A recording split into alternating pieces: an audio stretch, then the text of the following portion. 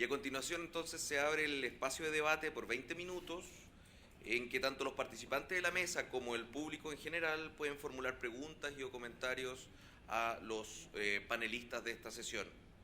Y para ese efecto el ministro del Tribunal Constitucional, don Nelson Pozo, fungirá de moderador.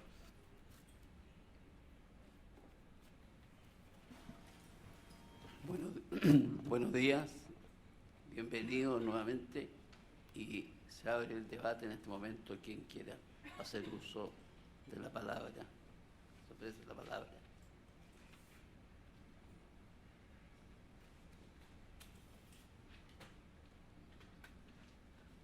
Ok. Buenos días a todos. En primer lugar, quiero saludar los ilustres ponentes.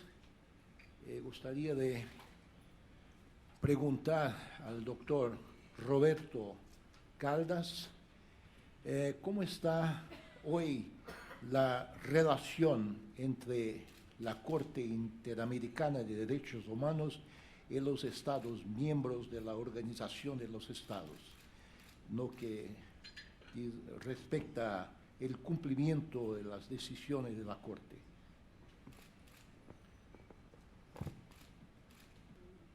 Muchas gracias, presidente, por su pregunta.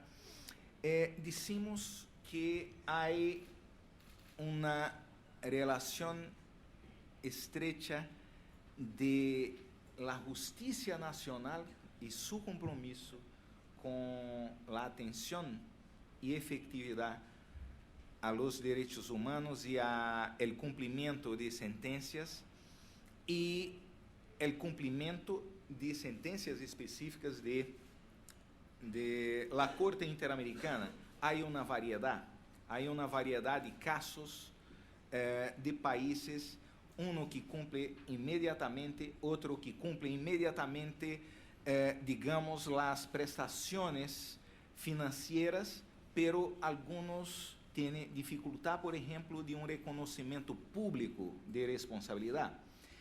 Hay otros que tienen una demora para pagar las prestaciones. Yo diría que la Corte Interamericana tiene una paridad en la efectividad de sus sentencias con los tribunales nacionales.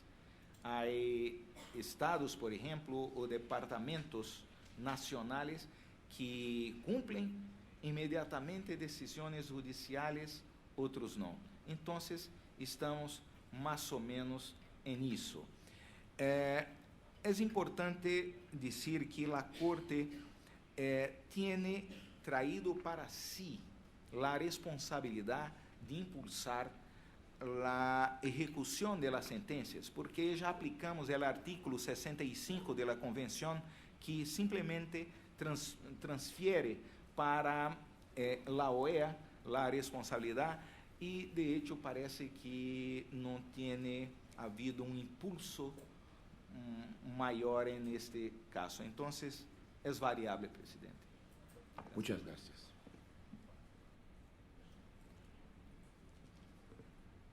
¿Alguna otra pregunta? Gracias, muy buenos días. Soy María del Carmen Alanís, magistrada del Tribunal Electoral de México. En primer término, pues felicitar a los ponentes por la claridad y sistematización en sus presentaciones. Y a mí me surge una duda, o más bien quisiera conocer la experiencia del juez interamericano Caldas sobre si los tribunales constitucionales en la región ya han incrementado independientemente de no me refiero al tema de la vinculación o de la obligación de la jurisprudencia interamericana, sino que en nuestras propias sentencias yo he detectado que ya hay un mayor número de citas de los casos resueltos por la Corte Interamericana, los cuales son jurisprudencia, pero me parece que ya se están retomando estas sentencias, esta jurisprudencia de la Corte en los distintos tribunales, y se están detectando y sistematizando también en distintas bases de datos. Y además de la jurisprudencia, los estándares regionales o internacionales también sirven para la doctrina jurisprudencial que nos sirve como apoyo para todos los juzgadores. Pero me parece que no hemos logrado el compartir estas sentencias de los tribunales nacionales para ir incrementando una base de datos que nos pudiera también servir de referente a los otros países como prácticas exitosas. Y esto nos saca del debate también de la obligatoriedad o no de la jurisprudencia interamericana. Yo quisiera saber, señor juez, si la Corte Interamericana ha detectado estos casos en los que se retoman experiencias ya de sentencias nacionales que citan la jurisprudencia y los estándares y doctrina de la Corte Interamericana y de otros países, no necesariamente solo la de la Corte, sino de otros países. Hay una importante publicación, una colección que exactamente estabelece este diálogo, y este es el nombre, diálogo jurisprudencial, de la aplicación de la jurisprudencia de la Corte por las Cortes nacionales. Esses ejemplos tienen impulsado la aplicación en otros estados. Es verdad que las citas de las sentencias de la Corte han sido mucho más frecuentes. Hay un aumento exponencial de esas citas. De hecho, hay países que, como su país, cara jueza Carmen Alanis, es un ejemplo reconocido por la ONU. El Supremo Tribunal de Justicia de México ganó un premio de la ONU. Es un premio quinquenal que por la primera vez fue entregado a un órgano público. Y también en toda la historia del premio de ONU, premio específico de derechos humanos, por el reconocido esfuerzo de la gestión entonces del presidente Silva Mesa de impulsar la aplicación de la jurisprudencia de la Corte. En varios países han crecido, cito también específicamente porque este es un esfuerzo particular. Yo creo que mi misión en la Corte más importante quizás es que la jurisprudencia de la Corte entre en un país de lengua diferente, este portugués, ¿verdad? Entonces, que sea más conocida en Brasil, y hemos tenido reconocidamente la participación del Supremo Tribunal Federal de Brasil en este impulso. De hecho, se ha aumentado el entrenamiento de jueces en el Consejo Nacional de Justicia, algunos programas que inmediatamente vienen siendo aplicados en un país cuya circunstancia es importante decir. Muchos de nosotros fomos graduados en una época que la disciplina de derechos humanos era simplesmente prohibida en las facultades. Entonces, hemos que reconocer que una generación de abogados, jueces, fiscales não foram entrenados em direitos humanos e sequer em direito internacional público. Então, é muito importante reconhecer que os esforços atuais são grandes, pero é grande desafio em país com 200 milhões de habitantes. Então, graças por sua pergunta, senhora magistrada Carmen Alanis. Magistrada, señora doña Irma Alfonso de Bogarín de Paraguay.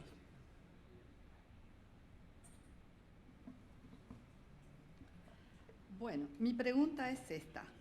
Ocurre que la Convención Americana de Derechos Humanos dispone la posibilidad de llegar a un acuerdo amistoso en los casos sometidos a la jurisdicción de la Corte Interamericana de Derechos Humanos. ¿Cuál es el porcentaje de los casos que concluyó utilizando esta herramienta y su efectividad?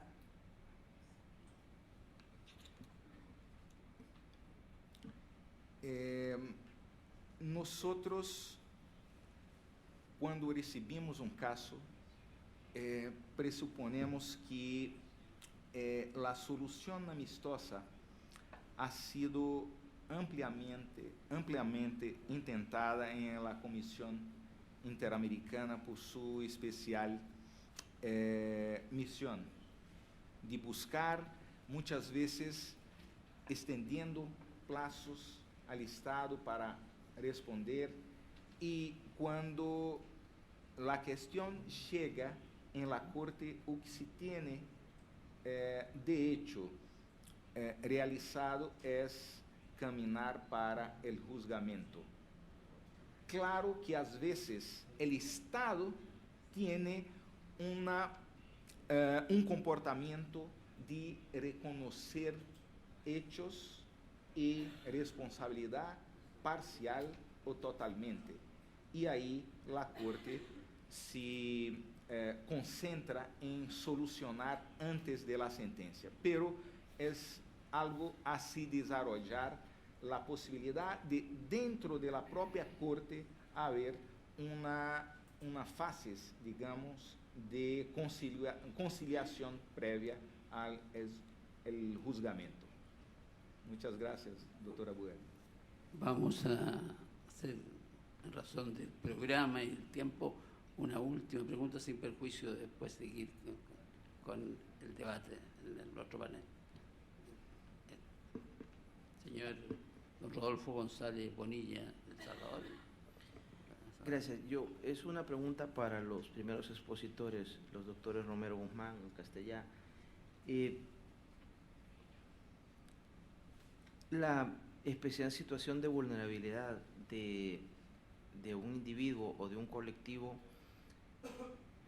conlleva necesariamente, o cómo ven ustedes la posibilidad de creación de jurisdicciones especiales para la protección de estos grupos, porque como aquí está muy involucrado el principio de igualdad, también hay un riesgo que se suele señalar de profundizar la marginación de estos grupos, volviendo a situaciones que se consideraban ya superadas, de fueros especiales, jurisdiccionales para ciertos grupos. Claro, ya no por las razones que se dieron antes del constitucionalismo, pero hay una tendencia a la creación de tribunales especiales y me gustaría escuchar su opinión de cómo ven ese tema. Gracias.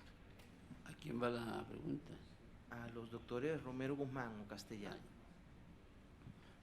Yo le contesto con muchas gracias por su pregunta, pero debo indicarle que yo creo que usted está pensando en un tipo de vulnerabilidades más propias del continente latinoamericano. Me estoy refiriendo a minorías y concretamente a pueblos originarios, que a las situaciones de vulnerabilidad socioeconómica o incluso cultural y étnica que se puedan dar en Europa. Por tanto, vaya por delante esta aclaración y, por tanto, el ministro Romero seguramente tendrá información más atenta de la situación aquí. Yo comparto exactamente el planteamiento que usted ha hecho. La superación de los fueros especiales es una conquista, digamos, de la democracia liberal, ya desde la Revolución Francesa, que por tanto me parece debe ser la regla, y por tanto a partir de ahí ponderar muy estrictamente los supuestos en los que pudiera ser necesario esto, la creación de alguna jurisdicción especial, porque hay una cuestión previa a la creación de una jurisdicción especial, y es qué leyes aplicaría esta jurisdicción, y por tanto entramos en una vía de especialidad que al final, que me parece, supone el desmembramiento del logro del Estado, que es precisamente la igualdad ante la ley, que es precisamente la creación de una comunidad política, y me parece que esto hay que tenerlo muy en cuenta. Gracias.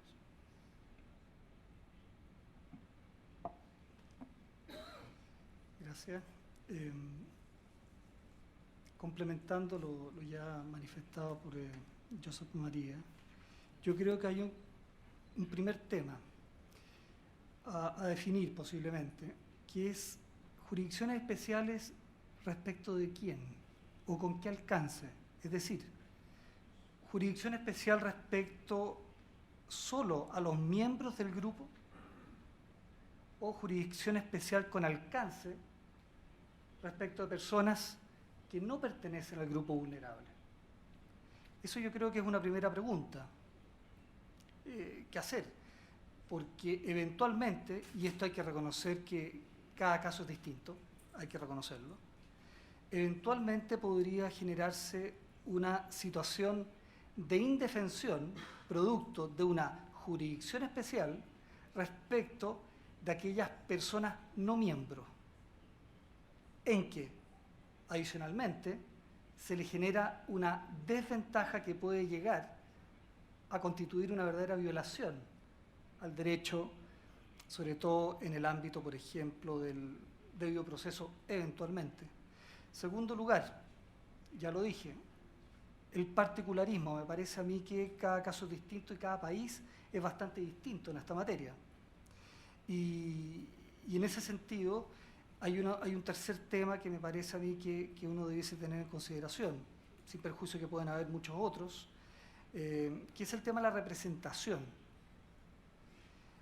¿Quién debe en definitiva determinar si hay jurisdicción especial o no? Me explico mejor. Evidentemente el Estado a través de sus órganos, pero ¿quién en definitiva lleva la voz para que exista en definitiva una medida que implique una jurisdicción especial? ¿Jurisdicción especial para qué? ¿Para quiénes? ¿Para qué pueblo originario? ¿Distinción entre diferentes pueblos originarios? ¿Cuál es la representación de los diferentes pueblos originarios? ¿Existe un liderazgo claro? ¿Existe realmente mayoría de parte de un pueblo originario por una determinada jurisdicción especial? ¿Por una preferencia por una determinada jurisdicción especial? En fin, me parece que hay muchos temas que ameritan ser tratados de manera muy particular.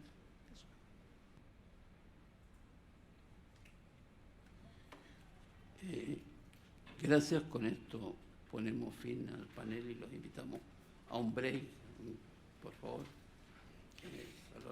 Les recuerdo a los participantes de la mesa que viene ahora la foto grupal en el patio inglés para que se dirijan hacia ese sector que está acá en el mismo piso, en el -3, y la pausa será de 20 minutos, por lo tanto les pido a todos los asistentes que a las 11:45 a más tardar estén acá presentes para que iniciemos con la segunda sesión.